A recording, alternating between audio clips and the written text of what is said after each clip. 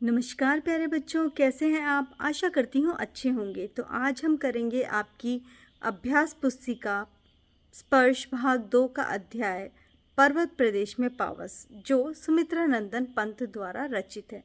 तो चलिए शुरू करते हैं। शुरू करने से पहले आपसे गुजारिश है कि मेरे चैनल ई अध्यापक को प्लीज़ सब्सक्राइब करें, दोस्तों के साथ शेयर करें। आपकी बुक से संबंधित पूरी प्लेलिस्ट आपको इसी चैनल पर मिल जाएगी और लास्ट में एक कमेंट ज़रूर लिखें मेरे लिए। तो चलिए अब शुरू करते हैं। पाठ के शुरू में हम सुमित्रा नंदन पंत जी के बारे में कुछ इंट्रोडक्शन जान लेते हैं। 20 मई 1900 को उत्तराखंड के कौसानी अल्मोड़ा में जन्मे सुमित्रा नंदन पंत ने बचपन से ही कविता लिखना शुरू कर दिया था।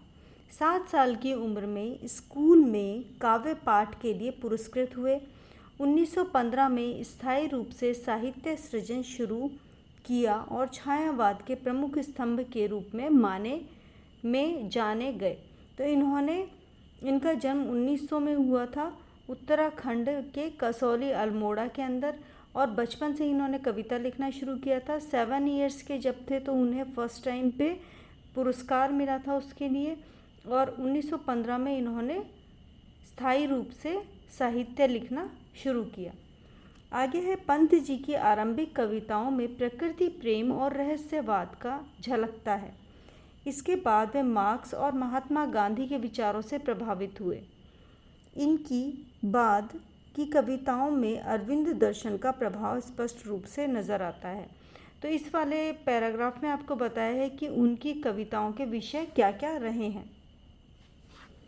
जीविका के क्षेत्र में पंत जी उदय शंकर संस्कृति केंद्र से जुड़े, आकाशवाणी के परामर्शदाता रहे यानी रेडियो के, लोकायतन सांस्कृतिक संस्थान की स्थापना की। 1961 में भारत में सरकार ने इन्हें पद्म भूषण से सम्मान से अलंकृत किया, यानी पद्म भूषण सम्मान इन्हें मिला।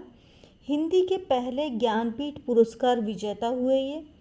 पंत जी को कल्ला और बूढ़ा चांद कविता संग्रह पर 1960 में साहित्य अकादमी पुरस्कार, 1969 में चित्रम्बा संग्रह पर ज्ञानपीठ पुरस्कार सहित अनेक पुरस्कारों से सम्मानित किया गया। इनका निधन यानी मृत्यु 28 दिसंबर 1977 को हुई। इनकी प्रमुख कृतियां हैं यानी लेख जो इन्होंने बुक्स प्रकाशित की: वीणा, पल्लव, युगवाणी, ग्राम्या, स्वर्ण किरण और लोकायतन। तो ये इनकी बुक्स के नाम है और इन्होंने साहित्य के क्षेत्र में जो भी काम किया उसके बारे में कुछ इंट्रोडक्शन है। अब हम देख लेते हैं पाठ में प्रवेश, जिसके अंदर ये बताया है कि ये लेसन है, इसमें क्या बताया गया है। भला कौन होगा जिसका मन पहाड़ों पर जाने को न मचलता हो, यानी माउंटेन्स में जाना सभी पसंद करते हैं।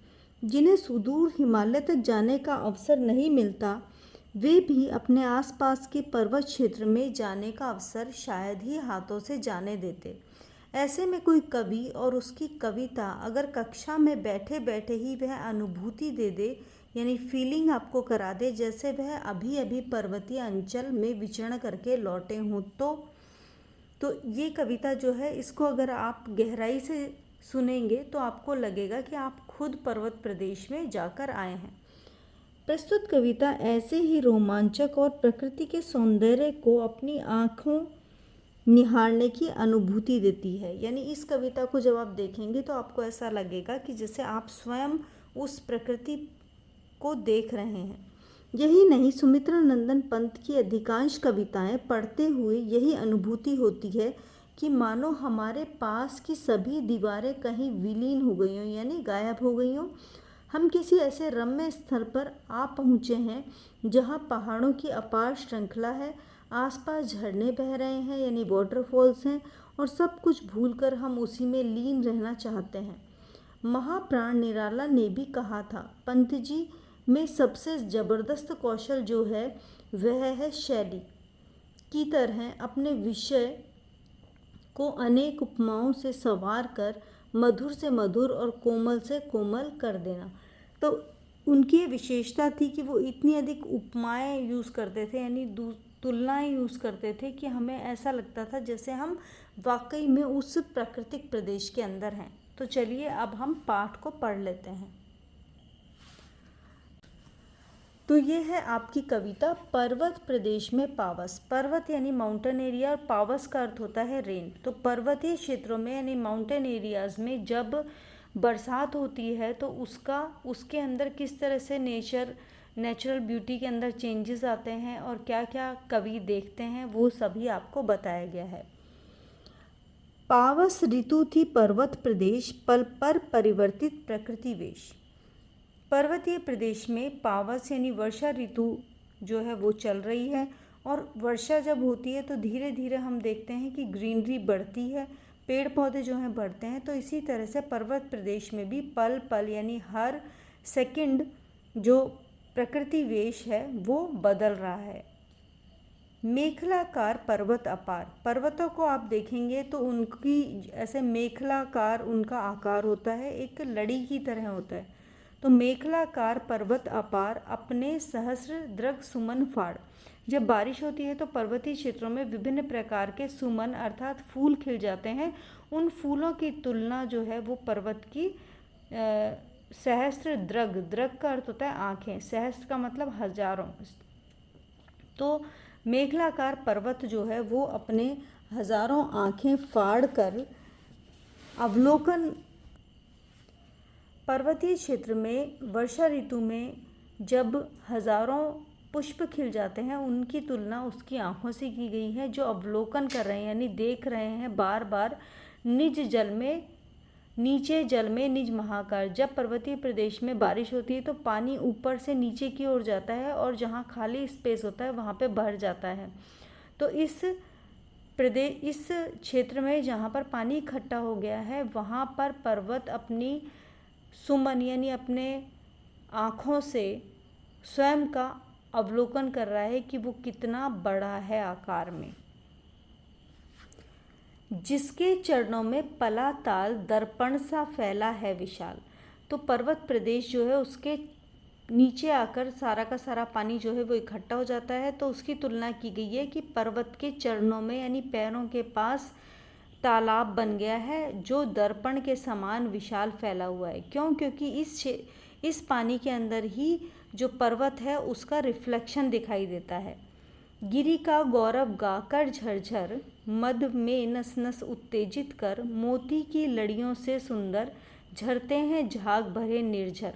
तो इस वाले स्टैंजा के अंदर कवि ने पर्वतीय क्षेत्रों में जो वाटरफॉल होते हैं, जो झरने होते हैं, उनके बारे में कहा है कि गिरी का गौरव गाकर, जब जो वाटरफॉल हैं वो जब ऊपर से नीचे गिरते हैं तो वो कलकल की आवाज़ करते हैं। तो ऐसा लगता है जैसे वह पर्वत के गौरव का गान कर रहे हैं और झरझर यानी नीचे की ओर गिर रहे हैं। मद में नस नस उत्तेजित कर, जब वो इस तरह से नीचे गिरते हैं और जो कलकल की आवाज़ होती है उसको सुनकर हमारी नस नस जो है वो उत्तेजित हो जाती है। मोती की लड़ियों से सुंदर झरते हैं झाग भरे निर्झर। जब पर्वतीय क्षेत्र के अंदर ऊपर से पानी नीचे झरने के रूप में गिरता है तो ऐसा लगता है कि मोतियों की लड़ियाँ जो हैं वो गिर रही हैं और उस झरने के गिरने से नीचे झाग जो है वो बन जाता है।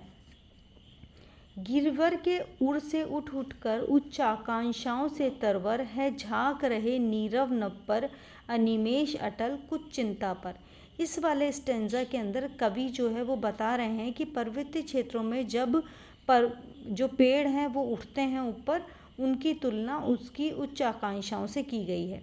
गिरिवर के उड़ से उठ उठकर यानी पर्वत के उड़ यानी हृदय स्थल से उठकर उच्च आकांक्षाओं से तरवर यानी पेड़ जो हैं वो इतनी ऊंचाई तक उठ गए हैं कि ऐसा लग रहा है कि वो ऊपर उठने की आकांक्षा से उच्च आकांक्षाओं दो शब्द से बना है, उच्च और आकांक्षा। तो ऊंचे उठने की आकांक्षा से पर्वत जो हैं पर्वत के हृदय से वृक्ष उठ रहे हैं झांक रहे नीरव नभ पर। और वो जो तरवर है, जो पेड़ जो उठ रहे हैं बड़े बड़े, वो नीरव नभ को देख रहे हैं यानी आकाश की ओर देख रहे हैं। अनिमेष अटल कुछ चिंता पर, वो अनिमेष एकदम स्थिर खड़े हुए हैं, एक ही जगह पर खड़े हुए हैं, लेकिन ऐसा लग रहा है कि वे वे जो पेड़ हैं कुछ चिंतित होकर नभ की ओर देख रहे हैं। अगला स्टैंजा है, उठ गया अचानक लो भूदर, फड़का अपार पारत के पर। इस वाले स्टैंजा के अंदर कवि जो है वो बता रहे हैं कि अचानक पर्वतीय प्रदेश के अंदर वर्षा काल में जब चारों ओर से बादल घिर आते हैं तो क्या होता है, उड़ गया अचानक लो भूदर। अचानक से क्या होता है कि सामने जो भी कुछ हमें दिखाई दे रहा है वो दिखाई देना बंद हो जाता है। तो ऐसा लगता है कि अचानक जो धरती है वो गायब हो गई है। फड़का अपार पारद के पर। और क्या होता है कि जो पर्वतीय क्षेत्र में जब बादल अचानक से आएंगे तो फिर वो क्या होता है, तेजी से गर्जना करते हैं। तो ऐसा लगता है कि जैसे जाने क्या जोरदार आवाज़ें हो रही हैं।